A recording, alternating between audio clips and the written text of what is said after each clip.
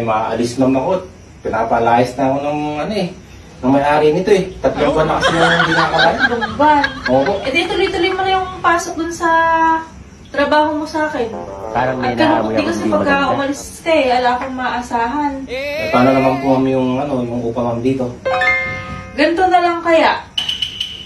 Eh kung ako na lang ang magbayad ng upa. Ay ma'am, baka naman nakakahiya ma'am yan. Pag, Oo, ako mag-alala. Sagutin mo na yung bayad mo ng upa dito. 3 buwan ba? Opo, 3 buwan ma'am. 3 buwan ano?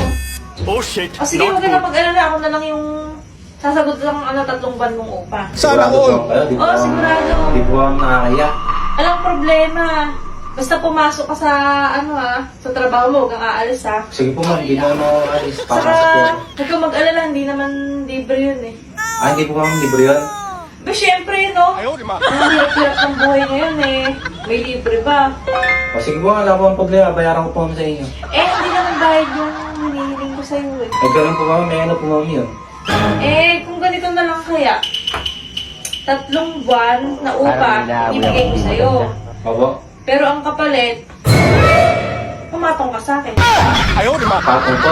Oo, patungan mo ako. Sana all. Kada 3 araw, babayad ka, papatungan mo ako.